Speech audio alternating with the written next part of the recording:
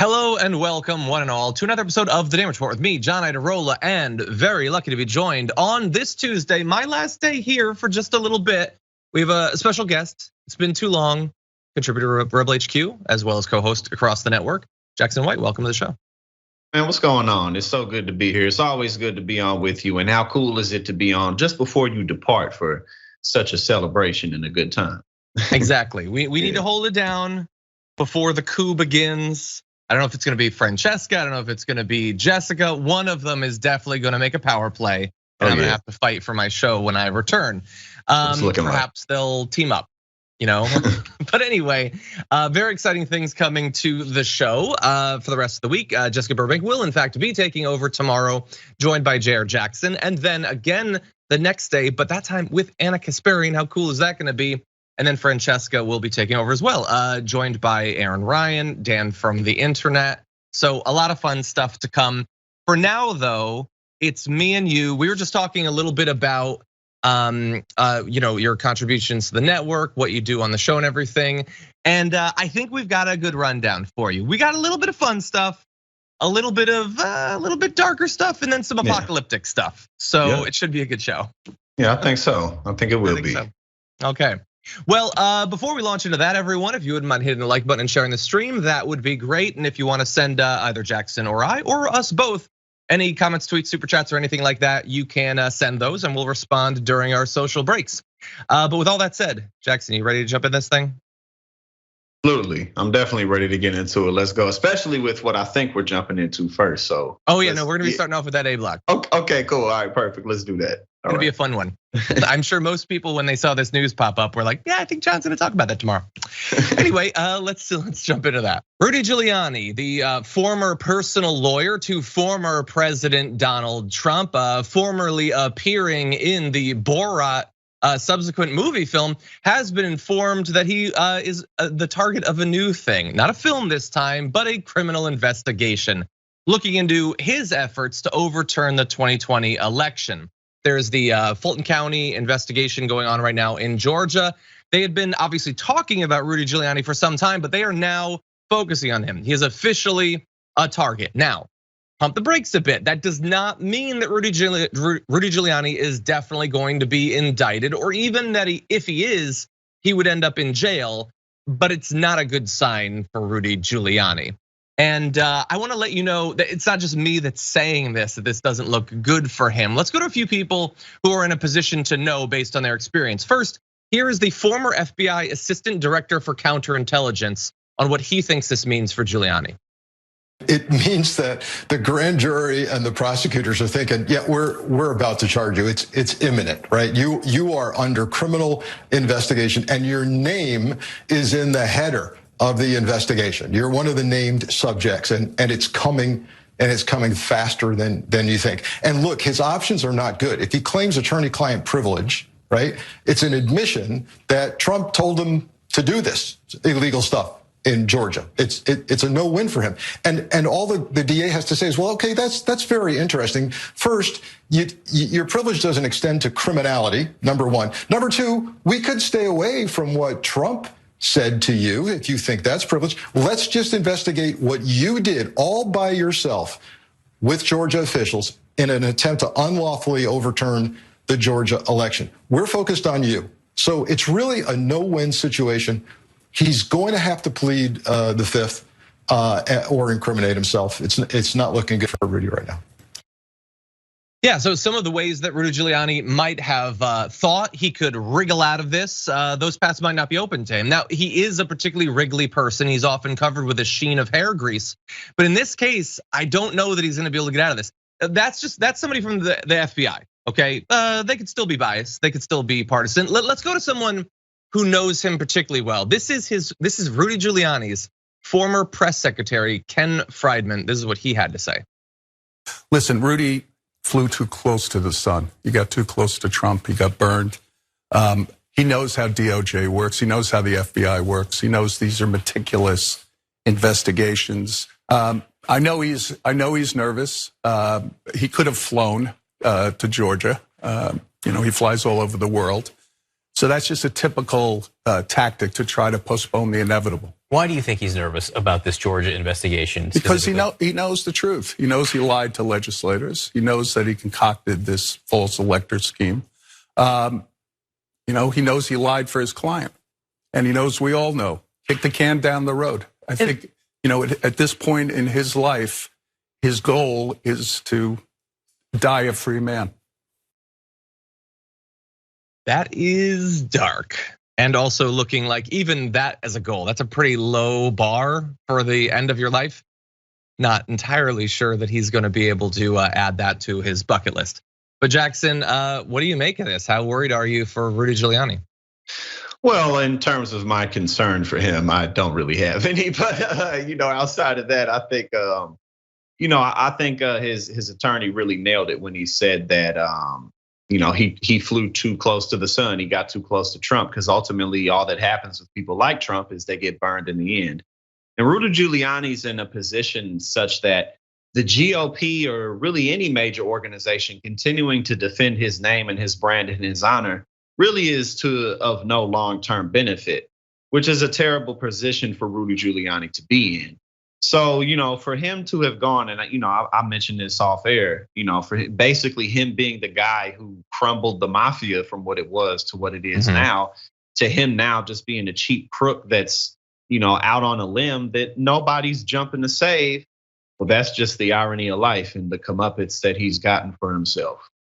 Yeah, 100%. I mean, I don't think Trump is going to expend a lot of political capital helping him. I don't know that he's in a position to. Now, if Trump were to get reelected, he could try to get involved, but the investigation isn't a federal investigation. It's the Fulton County DA. So there's no pardon that's going to save Giuliani. But I want to make sure that people who might not have been around for the 2020 election watching the show, they might not be familiar with why Rudy Giuliani is in this difficult position. So let me make sure that you know. And also who else is being targeted in this investigation, because it's a pretty expansive list at this point. So first of all, you can add the group of Republican electors who gathered in December of 2020 to falsely certify a Trump victory. They're electors because they're not electors. They're just Republican people that they said were electors. That's not actually how that works. Now, Giuliani, one of the reasons he's in the place that he's in is he was very much involved, integrally involved in creating this scheme of the fake made up saboteur electors. He appeared before them back in December of 2020, outlining many false claims of voter fraud to call into question the recent presidential election win of Biden in that state. He urged legislators to appoint their own slate of presidential electors to certify a Trump win. Now, he's not the only person who did that. Obviously, there were other lawyers in the Trump orbit who were pushing for that, Eastman and a number of other names. Trump himself loved that theory, so we'll return to Trump at some point. But Giuliani's the dude that they actually sent there. He was the one who's pushing for it the most on the ground. And he could claim that he was just doing it as part of his work for Trump, but you can't commit crimes as part of your work and then be like, well, what are you gonna do? I was just following orders. And he tried to get out of it. Remember, they alluded to it in the video of him saying that he can't fly down. I would love to testify, but I can't because I can't bear air travel. Maybe the only flights were on Spirit or something. And so I get it, okay? Those are not great accommodations. But no, last week, Fulton County judge said you have to do it. I don't care if you take a plane or a train or like Santa's sled, an Uber, get down there however you have to. Yes, I was laughing a few seconds ago because I saw somebody in the comments said they were acting like Trump, like Rudy barely knew him. Like that's what he's gonna get, and that's the position that he's in. And also it was hilarious too because we were reading further down about Trump after the FBI raid because Rudy Giuliani said the first thing that Trump commented on was that look at the size of the crowd of the people out there in support of me. And it's just like, no, man, Trump's not gonna come. I mean, because Rudy can't help Trump anymore at this point. So why should Trump help him? I mean, for all he sees, and now Rudy's just another sucker. Yeah, well, no, I mean, he would help him because of loyalty for years of service by Rudy Giuliani, right? Because they're friends, they're coworkers. Like you would have to help him if you're anything other than a sociopath. Well, if Trump wasn't the spawn of Hades, perhaps, but that's not that's not who he is. So exactly, yeah. So Giuliani is going to be testifying, and you will not have to wait long to hear at least a little bit of it. Tomorrow, in fact, he's going to be in Atlanta. No word on if he called Uber. I offered to drive him down. He didn't reach out to me, unfortunately. It would have been great. But anyway, his lawyer, Mr. Costello, said in an interview that Mr. Giuliani would probably invoke attorney-client privilege if asked questions about his dealings with Mr. Trump. Quote, if these people think he's going to talk about conversations between him and President Trump, they're delusional. But again, we've already gotten out in front of that. Attorney-client privilege could, in theory, protect some of those communications, but not conversations about committing acts that they knew to be illegal. That doesn't mean he's not going to try to do it, but I believe that it's likely to go the way his former press secretary went. He's going to end up just pleading the fifth. That's what they've all been doing. The kids of Trump and Trump himself just last week, they're all pleading the fifth, which I think is your constitutional right. I think doesn't necessarily mean that you did anything wrong. But Donald Trump has told us for literally years that it means you definitely are guilty. So bear that in mind. Especially when you do it over 440 times like he did. So, and Rudy's not gonna want to. I mean, yeah, I guess thanks to Rudy in a lot of ways the way our sentencing laws work now. When you start to look at spending the rest of your life in prison, people talk. So either he's not going to go out on a limb too much more to help Donald Trump, because for what? So yeah, and maybe it'll go in the opposite direction. Actually, why don't we transition into that talk? So right now, Rudy Giuliani is a target of the Fulton County DA's investigation into trying to overturn the 2020 election, but he's not the only one. It could soon rope in some bigger fish. This is the view of Norman Eisen, special counsel to the House Judiciary Committee back during the first Trump impeachment. He said, there is no way Giuliani is a target of the DA's investigation, and Trump does not end up as one. They are simply too entangled factually and legally in the attempt to use fake electors and other means to overturn the Georgia election results. And we'll get into how exactly Trump was in some ways even more directly involved than Giuliani was, but bear in mind, part of this strategy was definitely to distance himself by using Rudy Giuliani. Rudy Giuliani was the heat-resistant glove that they tried to get the pie out of the oven with. And if the glove gets burned, well, you can just throw away the glove when you're done. That's definitely part of the strategy. But that doesn't mean the strategy is going to win, especially if Rudy Giuliani facing potential jail time, which again, anybody this powerful going to jail seems like a long shot of long shots. But if the only way that he can protect himself is to work with the investigators, if the target is actually Trump, and if he has information, which if anyone was gonna have information on the Georgia component of this thing, it would definitely be Rudy Giuliani, then perhaps he could cooperate. If his goal is to die a free man, well, there is one currency he could trade in pursuit of that goal, and it would be evidence of Donald Trump's culpability in this, which, by the way, they don't even necessarily need Rudy Giuliani for. I will remind you that Trump called the Secretary of State of Georgia, Brad Raffensperger, back on January 2nd of 2021. This is 4 days before the insurrection. In that call, he urged Raffensperger to find him enough votes to overturn Biden's win in Georgia. All I want to do is this. I just want to find 11,780 votes, he told him, which maybe is legal. I can't wait to find out. But that's what we already know. That's before any cooperation with Rudy Giuliani. So what do you think? Well, I think, my final thoughts on just the whole thing with Rudy and whatever's going to come from him is the part that he played in Trump's 2020 campaign is no small matter. I mean, we're talking real treason here. We're talking about, trying to turn around the country in a way that people didn't elect, not even down the electoral college line, all for the sake of what? So it's like you're gonna have to face the music at some point or the other. So, and just like his attorney pointed out, like everybody knows what you did. So, it's kind of like it's a pretty loud, unkept secret. I mean, untold secret. So we know what's up.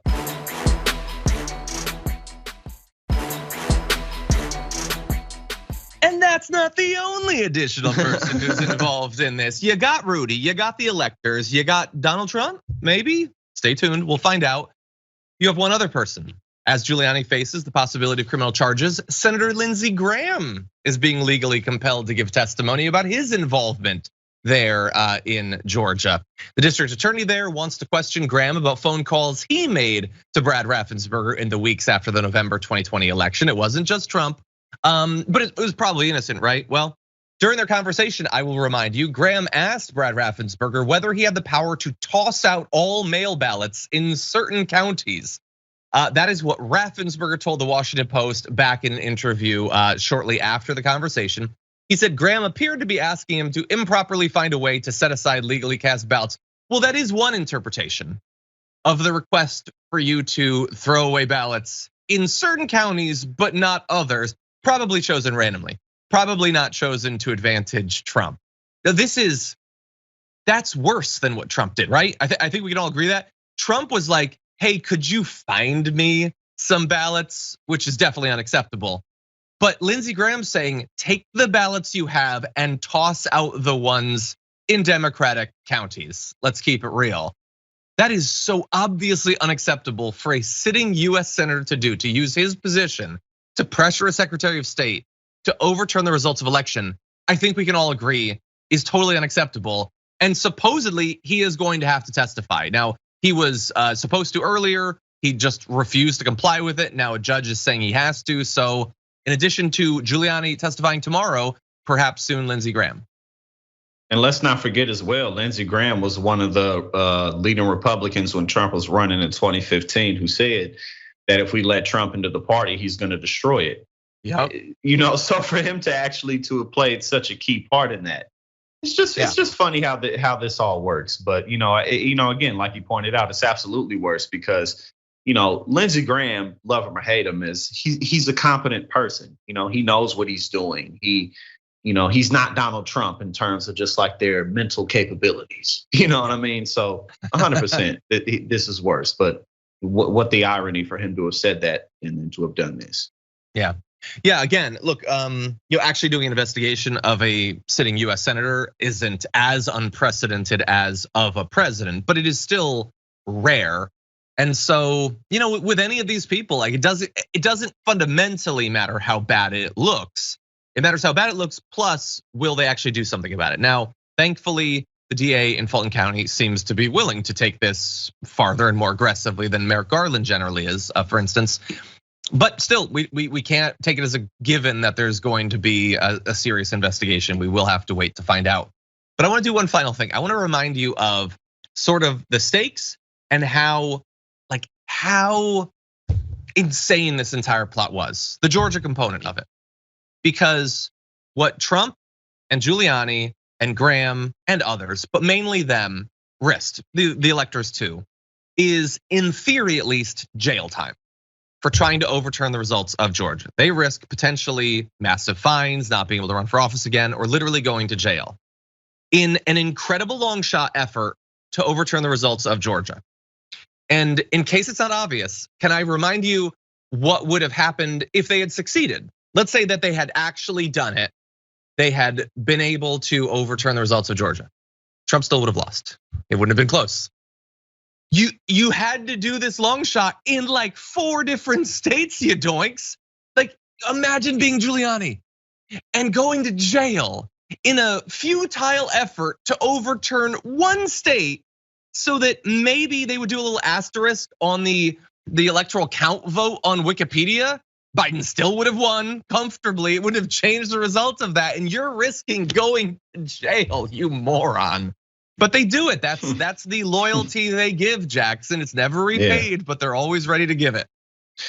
Ready to give it, but I mean, at the end of the day, and it's not like these were like young men who haven't been seasoned, through life. These people got, pawned and played by Donald Trump in their 70s. These are men in their 60s, 70s. So it's just like. But I guess, but this is the type of people that they are as well.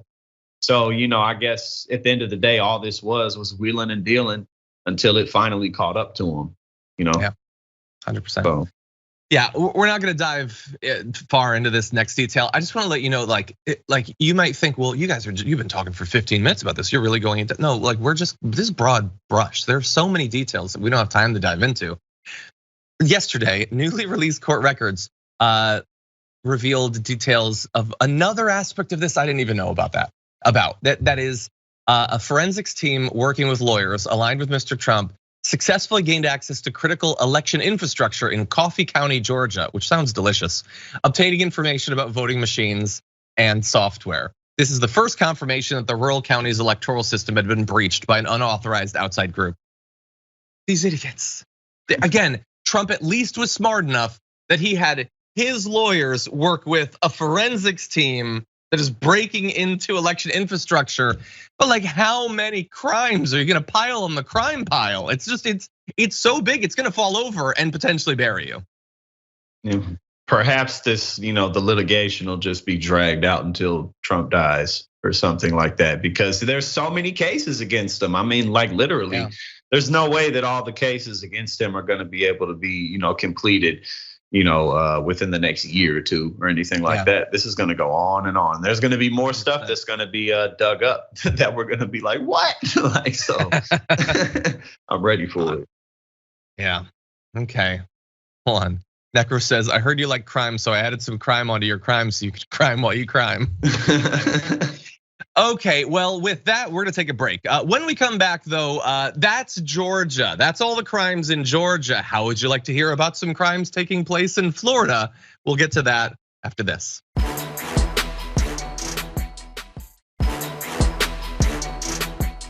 You remember last week when Donald Trump came out with a statement saying, I want the warrant released, I've got nothing to hide. And then they released the warrant after his lawyer spent a day secretly trying to stop it potentially from being released. And then it came out and it didn't really look good for Trump. Well, what's better than one attempt at that strategy? Doubling up. He's now got more documents he wants to be released. And honestly, I'm kind of on his side now.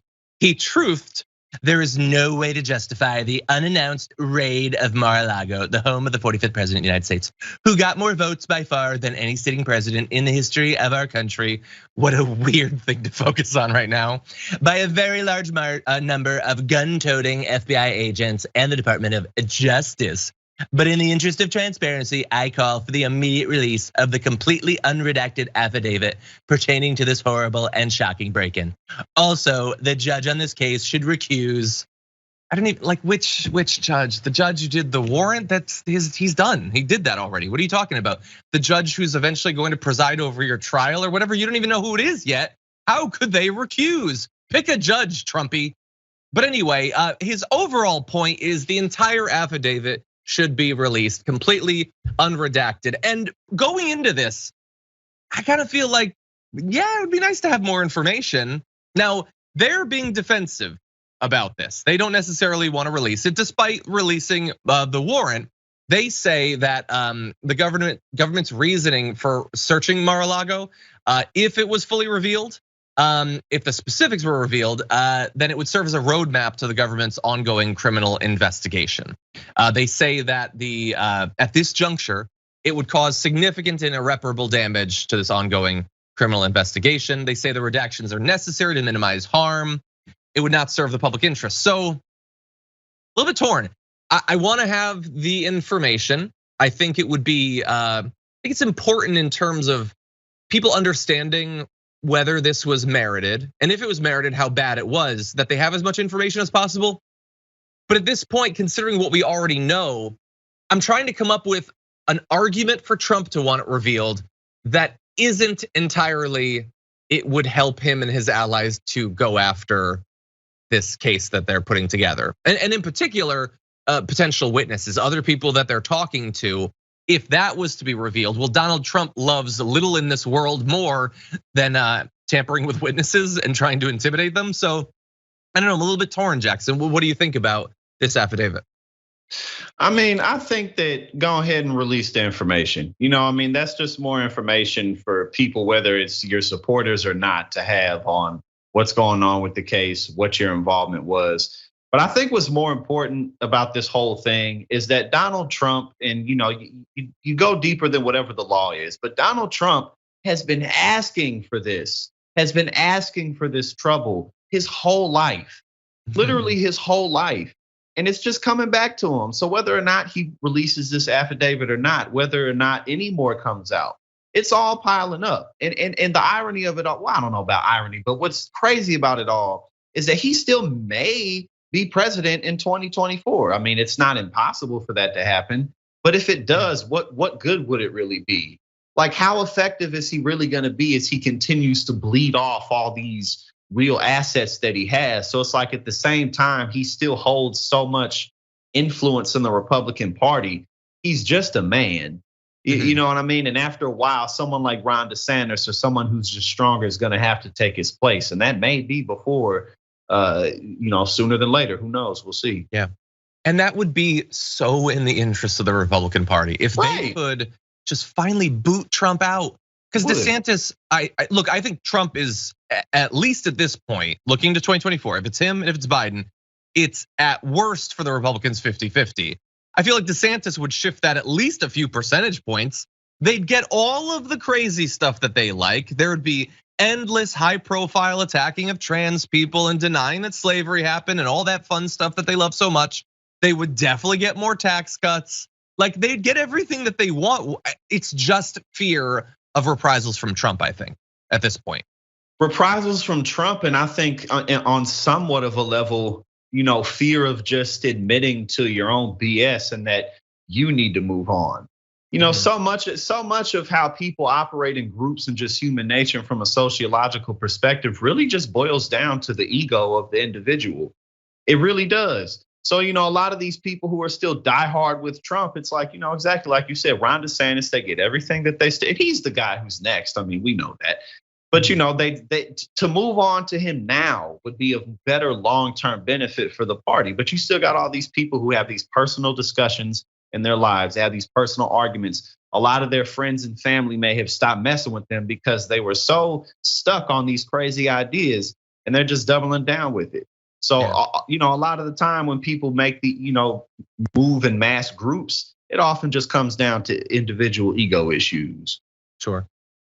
Yeah, let me add one additional wrinkle to the Trump defense. So attack the judge, say they should recuse, whatever. I don't care about the judge, recuse, get another judge, I don't care. Release the affidavit, okay, we'll see what happens. He has a much more classically Trump defense that it looks like they're beginning to roll out. We'll see if it comes true, but the initial inklings are there. And what does Trump love doing? It is throwing someone in front of a bullet. And they seem to have found the body to absorb this bullet. A senior Trump White House source told New York Times correspondent and CNN analyst Maggie Haberman that Mark Meadows was responsible for former President Donald Trump's failure to return documents before leaving office, according to them. According to two people, Mr. Trump and his chief of staff, Mark Meadows, the man who oversaw presidential records in the chaotic closing days of the administration, failed to organize an effort to collect, box, and deliver materials to the National Archive. In the weeks leading up to Trump's departure, officials discussed what to do about material that he had at various points taken up to the residence and that needed to be properly stored and returned. By then, the staff secretary, known for trying to keep systems in place, had left the administration. Mr. Meadows said he would address such issues, according to a senior administration official. So there you have it. It's that damn Mark Meadows. You just can't trust him to not break the law. Trump wanted to give all those documents back, but it was really Mark Meadows' job. So if anybody goes to prison, it should probably be Mark Meadows, right, Jackson? Well, I'm sure a lot of them should be in prison for all types of involvements and things like this. But yeah, why not? And Trump will continue to throw people under the bus as more info comes up, which I'm really, really looking forward to see. Just again, as we get closer to the 2024, he's gonna need allies, but as the pressure builds up, he's gonna do what he does. He's gonna throw people under the bus. So it's just gonna be, how's this really gonna play out? Because I'm not one of those people who's like totally convinced that Trump is just this unstoppable behemoth. He's already been stopped, so. That's true, he was stopped once. I want to respond, as much as I love seeing Mark Meadows be thrown under a bus, and I do, this doesn't make any sense whatsoever. It might have been Mark Meadows' overall job to make sure that the documents at the White House went to the National Archive, but did Mark Meadows bring the stuff to Mar-a-Lago? So think about the cover story that they're trying to present here. Donald Trump had no interest in any of these classified documents being there, and it's all on Mark Meadows. Okay, so earlier this year, when the FBI went to Mar-a-Lago and carted away a bunch of boxes of the material, why did you keep so many other boxes? If you didn't want them, and it was just a goof by Mark Meadows, and why did your lawyer then sign a document stating that all materials had been turned over at that point? If it was just a goof from Mark Meadows, that scamp, then why were you guys fighting so hard to keep these particular documents? And if Mark Meadows was going to goof in this particular way, why particularly with these sorts of classified materials? He apparently successfully transferred the vast majority of the documents, but these particular ones, including letters from Kim Jong-un and stuff like that, why would Mark Meadows make that particular error? It doesn't make any sense whatsoever. And that's why I think Mark Meadows probably doesn't have much to worry about from this. I mean, maybe he was involved in the effort to take the stuff out, but the fact that it was taken out, I think is clearly more an issue for the guy who tried to cover it up and tried to keep the documents, obstruct the investigation, than the dude who technically was supposed to be coordinating with the National Archive. Any other thoughts? Well, on this, not too much really, honestly, because I think that, at the end of the day, all these guys need to be replaced anyway. So, if we can take some of them down, great. But if not, one of the more important things is that we continue to out-organize and out-mobilize, because these people they're crazy. These people are crazy, and the Democrats are feckless, but we aren't, so we can do better.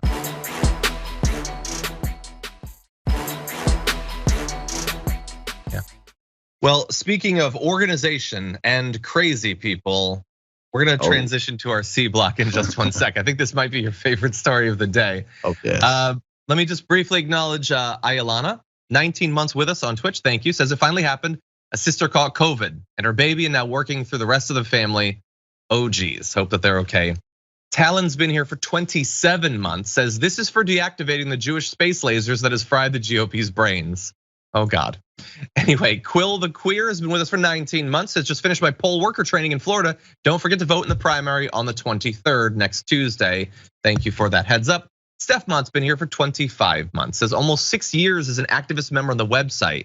Thanks for helping me stay semi-sane. Geez, that goes way back. Well, thank you.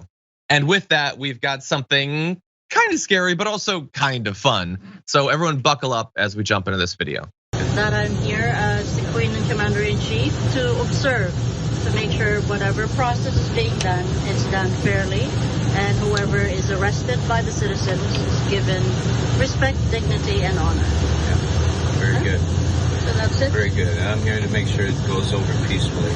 Correct, yes. And I have sent a message to the Commander-in-Chief of the United States Armed Forces. 2 days ago.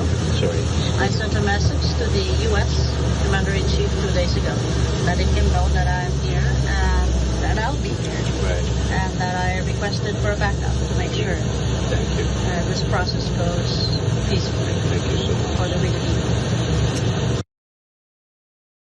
So that is Romana Didulo, the Commander-in-Chief of Canadian QAnon, I guess.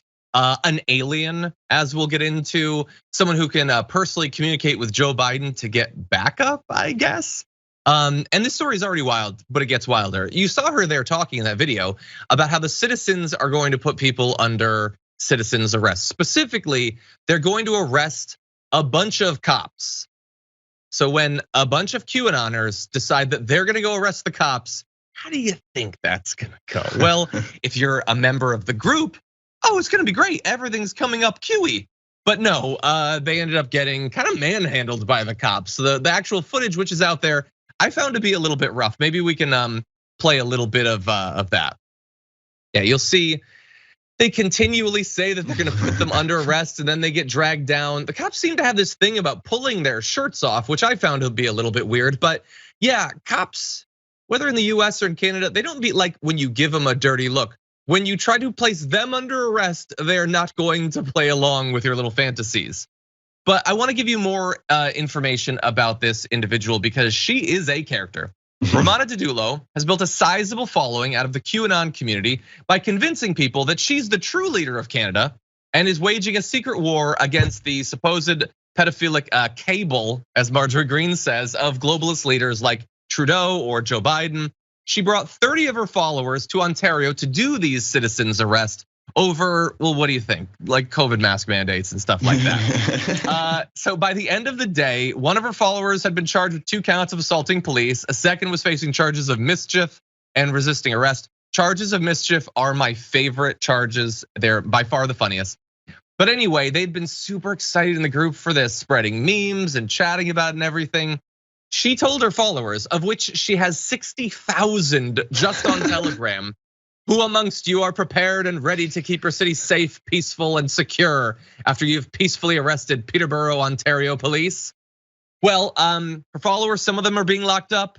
There's no sign yet that she's facing charges, but even if they do come for her, they're gonna have a hard time getting her because she has certain special powers. She claims she can become invisible by cloaking herself. I think she watched Star Trek at some point. This power is not unusual for beings of her race, she says. She is not of this earth.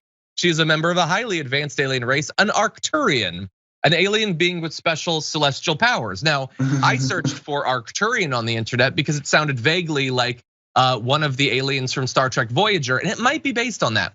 But no, there's a lot of videos and books about the Arcturians and their special technology and everything. She's just one of them, Jackson. What do you think about the Queen of Q? Oh man, I think many things. Well, first, the thing that really drew me in the article that we read for this, or one of them, the opening quote, it said, "People on a mission to arrest cops on behalf of self-proclaimed QAnon Queen of Canada ended up being violently arrested themselves." And it just, this woman she's nuts. I mean, she's just completely nuts. And one of the interesting things about this is, I was listening to some discussions, and Neil deGrasse Tyson, one of the things he was pointing out, because he was talking about like flat earthers and stuff. And before, we lived in this age of technology, you might run into somebody who believed that the earth was flat like once every blue moon, but now all you gotta do is log on and there they are by the thousands, by the millions. So she's got 60,000 followers because all these people can congregate due to search engines. So that's just one of the downsides of what we live in. But my favorite part was she said during one of her live streams that she had to go. And she was like, I have to go communicate with foreign allies. And it was like, no, the burrito you ate earlier was just hitting me. You had to take a break real quick so you can step aside and do your thing real quick. But man, sure. I mean, you try to arrest police officers, you're gonna end up on the ground with your shirt off. They're gonna sprinkle some dehumanization on you. And that's how this ends up. But what a story. Yeah, and where did they get that dehumanization powder? The Arcturians. Of course. Anyway, it's insane that this works. That there are people who believe literally anything. It makes me a little bit jealous. I kind of want to try it. Like, I want to see if I can start a cult. Just for the fun of it. I'm not gonna do anything bad. And she apparently has, and not just the citizen's arrest. Back in 2021, she was detained for allegedly encouraging her followers to shoot to kill anyone involved in vaccinating young people against COVID-19. Adding that the traitors, TRADERS, the traitors, but spelled wrong, will face a military tribunal punishable by fire squad or hanging. Like, if you're gonna be like arguing that you want to put the traitors to death, you should know what the word actually is. Anyway, Arcturian technology right there. Arcturian technology. Maybe she means people who trade with a different alien species. I don't know. But anyway, it is amazing the following people can put together. She's got 60,000 followers. I've been reading about this guy. I'm sure everybody in the chat knows about this guy. Dude in Europe who's got like this following of hundreds of thousands of like hardcore, like pro-rape misogynists who's pulling in like huge amounts of money. I don't understand how these communities come together. Like what? Read a book. Somebody in the chat said it was sugar water. From MIB, the big giant cockroach. He came to Earth and he crashed. He was like sugar water. Oh man, that's hilarious, man. Yeah. Anyway, like she's still out there. She's gonna come up with something else. If you're the secret leader of Canada, go to the presidential mansion, which I assume they have. Go do something presidency. Prove it for once. Why would you have to be so secret? That's why I've never understood this. The idea proof, that man? like, what's that? Who needs proof? Yeah, me. I'll join you. If she like does a live stream where she fades away from view, I'll go arrest a cop with you, sure. But I want to see the technology first. Right. Prove it. Exactly. Anyway, maybe she is. Maybe she's right behind me, and I just don't know. Anyway, The fourth dimension. Exactly. Okay, with that, we are going to take a short break. When we come back, Marjorie Greene is going to explain to us why certain men watch porn. She has a theory. We're going to hear her out after this.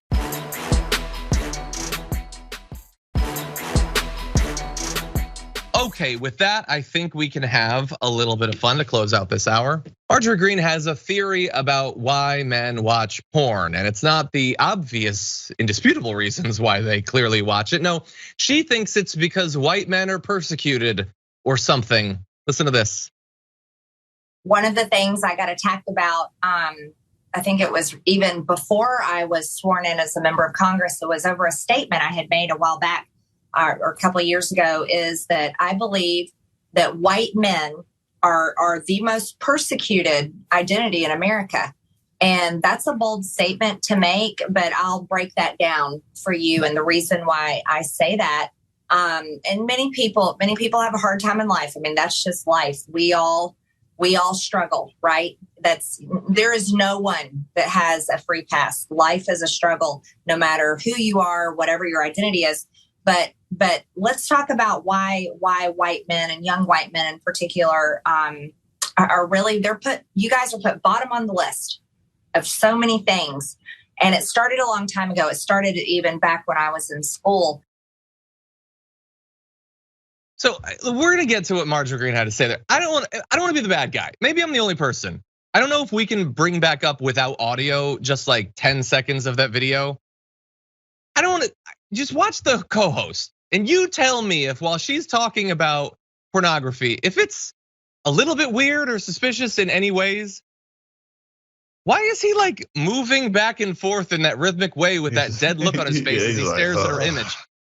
I'm not saying anything. I'm just saying I think he's feeling a little bit persecuted at the moment. Anyway, let's talk about her theory there. It's a very bold thing to say, but let me explain it. No. A Republican claiming that white men are the most persecuted people in the country is not particularly bold or rare. A Republican woman claiming it is not that rare anymore either. We fully understand why you would say that. It's how you get them to accept you briefly. I mean, they fundamentally don't accept you as human beings on an equal level to them. You don't deserve rights or much consideration. You're useful as long as you're a convenient tool for them. But she gets this game. Whatever it is, whatever group you're a part of, you're supposed to use your position in that group to glorify and uphold white men, making up this absolute BS about them being persecuted and victims and all that, Jackson. The idea that that has anything to do with pornography is such a weird place to take it though.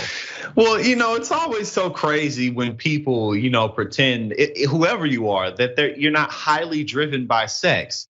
That's part of our nature. It's our DNA dictates it. There's nothing we can do about it. And as we know, when you try to bury that and cover it up, it often is a smokescreen for many other things. If people watch pornography or if they're involved in sexual acts, it's because they have sexual urges. So too much of anything is a bad thing, with whatever it is. But that's not necessarily how most people would consume anything. So for her to single it out like, white men, they're trying to funnel the porn addiction to the white man because then they just can't focus. And that's why, all these blacks and Latinos are starting to do better out here. While these white men are she just wakes up in the morning and says things like her brain is just like a big static show and she just says stuff. And she's one of the more popular and famous people in the party. And so, Yeah, I mean, there's no faster route to notoriety, a bit of fame, some money than identifying what a group of people desperately wants to be told. Oh yeah, that's all it is. That is what so much script on the internet. Shamelessly, yeah. And honestly, the more pathetic it is, the better. Like she's doing exactly what she needs to do. She's telling them their victims, and that's all they want, is to feel like whatever shortcomings they have are not their fault. And the fact that they start off with such advantage, and as a white man, I can say that they start with massive advantages, and being told that is it's so annoying to be told that. Oh, it's so inconvenient to be told that. So instead, you flip it, and suddenly everything's against you. Everything is lined up to make it so hard for you. And so she tells you you're in fact massive victims, and she makes herself look pathetic doing it. And they want to see women looking pathetic. They despise and fear and lust after and hate women. That is more core to some of their personalities than even racism at this point. And so that video, there are so many truly broken, pathetic white men that will like nothing more on screen than what you just saw right there. Yeah, absolutely. Especially too, just in a lot of these online communities where people talk about their dating lives or talk about how they think society should be shaped based around basically the family unit or the sex life in one way or another, like within the manosphere, things like that, where a lot of these types of conversations go on. And you hear that too. It's not just Marjorie Taylor Greene. It's, people are espousing these messages all across the internet. Millions and millions of people are soaking this in, even if they don't really adhere to anything that Marjorie puts out. So this is a very loud message that everything's against us. And that's why we're seeing a lot of the movements rise in the country that we are. Exactly. It is not difficult to actually understand why people watch porn. And also why they stop watching porn after a few minutes. It's very easy to understand. Anyway, with that said, why don't we jump into our last story of the hour? Whenever you're ready, feel free to jump into this video. If you're a Tennessee teacher, you know why I'm here, because I'm sitting in front of my classroom library on a Saturday because the Tennessee General Assembly passed a law that basically says, get this, if a teacher wants his or her students to read any of the books at school or in the teacher's classroom, the teacher has to catalog every single book. So yeah, you have to do tons of extra work to make sure that the kids' books in your classroom are acceptable from the government's point of view for kids to actually read. And it turns out it's a very involved process. It's a lot of extra work. This is Sydney Rawls, by the way. She explains the process in this video. From that list, the ones that are approved, she's like, okay, these are approved. So I have to go through all these books and then pull out the ones that are not approved. And then from the list that wasn't approved that she didn't have, she sends that to someone higher up. And then I'm assuming that it's probably someone that's never even been in a classroom, that's never taught children, but that's neither here nor there. Yeah, so again, Jackson, we were told for years that the left was becoming too censorious, too much cancel culture. They now have not just, they're putting pressure on libraries to ban books. They have official legislation they've passed that bans tons of books and makes sure that teachers that already have way too much to do with not nearly enough pay to do it in, have to go through literally every book they have to make sure that the government will give it the stamp of approval. What do you think? Well, the saddest thing about this is ultimately, when you look at it from a macro scale, this leads to less reading, which means less comprehension skills, which ultimately, for enough people within a group means less curiosity at large. Because when you aren't able to feed your curiosity just freely, just like, why is this like this? Why is that? Even if you're just reading through fiction, if you're not able to really kind of follow your own train of just, how you obtain knowledge, then you're not going to ask as many questions. So that's unfortunately what this type of stuff really leads to. Yeah. No, I think you're 100% right. And I can read from your voice that you think that that's a bad thing. I certainly think that it's a bad thing. I have a feeling that people who pass that legislation, they don't think that it's a bad thing. They're not interested in curiosity and challenging the establishment. They love to say that that's what they're doing. It's literally the establishment that is determining which books are acceptable. Is that the world we want to live in? That's the world they're creating. Anyway, unfortunately, that is all the time we have for the first hour of the show. Thank you to all of you on the linear platforms or on the podcast for listening. We always appreciate your support. If you're on Twitch or YouTube or one of the other platforms, we've got so much more to talk about in the aftermath, which is always themed around the apocalypse. In this case, it's actually gonna get quite apocalyptic. We're gonna be talking about how hot it's getting in here and more. So don't go anywhere. Jackson and I are gonna be taking just a quick little break, but we'll be back after this.